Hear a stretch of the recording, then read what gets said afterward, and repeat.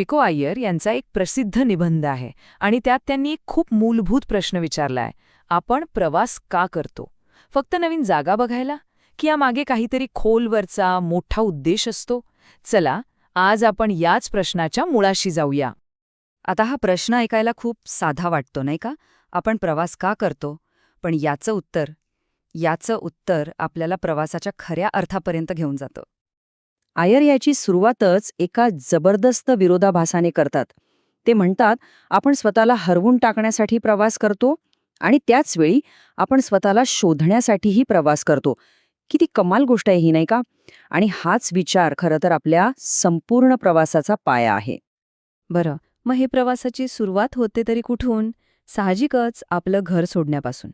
पण विचार करण्यासारखी गोष्ट आहे की आपण आपलं ते सुरक्षित, ओळखीचं, आरामदायी वातावरण सोडून बाहेर का पडतो? यावर हार्वर्डचे एक मोठे तत्वज्ञ जॉर्ज संतायना काय म्हणतात ते बघा. ते म्हणतात की कधीकधी आयुष्याची धार परत तीव्र करण्यासाठी आपल्याला मोकळ्या एकांतात पळून जाण्याची गरज असते. म्हणजे काय? तर प्रवास म्हणजे रोजच्या त्या रुटीनमधून बाहेर पडणं आणि आयुष्याला जरा जास्त जवळून अधिक तीव्रतेने अनुभवणं. आणि गंमत म्हणजे इंग्रजीत जो ट्रॅव्हल शब्द आहे ना, त्याचं मूळ ट्रॅव्हल या शब्दात आहे. आणि ट्रॅव्हल म्हणजे काय? तर त्रास, कष्ट, मेहनत. हेच तर आहे प्रवासाचं खरं सार. कारण प्रवासात येणाऱ्या अडचणींवर जेव्हा आपण मात करतो तेव्हाच आपली खरी वाढ होते नाही का? पिको अय्यर यांच्या मते प्रवासाची सगळ्यात मोठी देणगी कोणती असेल तर ती आहे स्वातंत्र्य. कसलं स्वातंत्र्य? तर आपल्याच डोक्यात पक्क्या बसलेल्या कल्पना, आपलेच विश्वास या सगळ्यावर प्रश्न विचारण्याचं स्वातंत्र्य. पण एक मिनिट, प्रवास करणारा प्रत्येकजण एकाच नजरेने जगाकडे पाहतो का? नाही. आणि इथेच एक महत्त्वाचा फरक समोर येतो. तो म्हणजे पर्यटक आणि खरा प्रवासी यांच्या मानसिकतेतला फरक. आणि हा फरक खूपच मजेदार आहे. बघा, पर्यटक काय तक्रार करतो, अरे ते काहीच माझ्या घरासारखं नाहीये. आणि या उलट जो खूप फिरलेला प्रवासी असतो तो काय म्हणतो, अरे इथे सगळंच कायरो किंवा कसकास सारखं वाटतंय. पण अय्यर म्हणतात की खरा प्रवास या दोन्हीच्या पलीकडचा आहे. खरा प्रवास म्हणजे आपले सगळे पूर्वग्रह, आपल्या सगळ्या अपेक्षा घरीच ठेवून बाहेर पडणं. अय्यर तर इथे एक भन्नाट उपमा वापरतात. ते म्हणतात की आपला पासपोर्ट म्हणजे जणू काही सांस्कृतिक सापेक्षतेच्या क्रॅश कोर्सचा डिप्लोमाच आहे. किती खरंय हे. प्रवास आपल्याला हेच तर शिकवतो की ज्या गोष्टींना आपण जागतिक सत्य किंवा युनिव्हर्सल ट्रूथ मानत असतो त्या अनेकदा फक्त आपल्या ठिकाणच्या स्थानिक सवयी असतात. आता पुढचा मुद्दा. प्रवास म्हणजे काही एकतर्फी रस्ता नाहीये. म्हणजे असं नाही की आपण फक्त तिथे जातो आणि काहीतरी घेऊन येतो. नाही, प्रवास म्हणजे दोन संस्कृतींमध्ये होणारी एक अर्थपूर्ण देवाणघेवाण आहे. हे बघा, जेव्हा आपण एखाद्या ठिकाणी प्रत्यक्ष जातो ना, तेव्हा काय होतं? तेव्हा ते ठिकाण फक्त नकाशावरची एक रेषा किंवा बातमीतला एक उल्लेख राहत नाही. तिथे आपल्याला माणसं दिसू लागतात. प्रवास त्या ठिकाणाला, त्या देशाला एक मानवी चेहरा देतो. म्हणूनच एक प्रवासी काय बनतो? तो एकाच वेळी वाहक कबूतर बनतो, एक अँटी फेडरल एक्सप्रेस बनतो.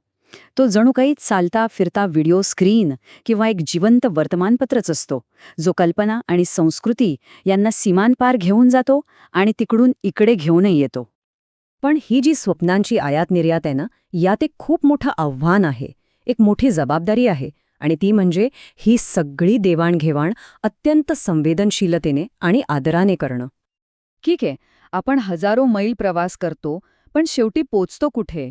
यावर अय्यर आपल्याला एका अत्यंत महत्त्वाच्या मुद्द्याकडे घेऊन जातात. ते सांगतात की खरा प्रवास हा बाहेरच्या जगात होतच नाही, तो होतो आपल्या आत.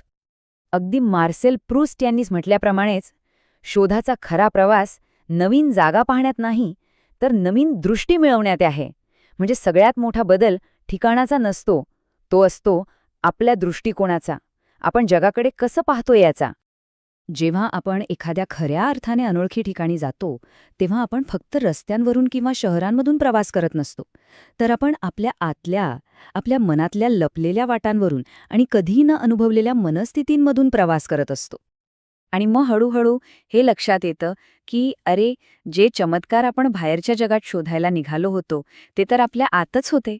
बाहेरचं जग फक्त त्या आतल्या जगाचा आरसा बनून आपल्याला आपलीच ओळख करून देत होतं. चला आता प्रवासाच्या शेवटच्या टप्प्याकडे येऊया. समजा प्रवास संपला, आपण घरी परत आलो. मग काय उरतं? एक चांगला, खोलवरचा प्रवास आपल्यामध्ये कोणते कायमस्वरूपी बदल घडून आणतो? इथे अय्यर प्रवास आणि प्रेम यांची एक खूप सुंदर तुलना करतात. ते म्हणतात, प्रवास ही प्रेमासारखीच एक उच्च पातळीची जागरूकता आहे. विचार करा, दोन्हीमध्ये काय होतं, आपली जागरूकता, आपली सजगता एका वेगळ्याच लेव्हलवर असते. आपण प्रत्येक गोष्ट डोळे उघडे ठेवून बघतो, नव्या गोष्टी स्वीकारायला तयार असतो आणि स्वतःमध्ये बदल घडवण्यासाठी उत्सुक असतो. पुन्हा एकदा जॉर्ज संतायना यांचं म्हणणं बघूया.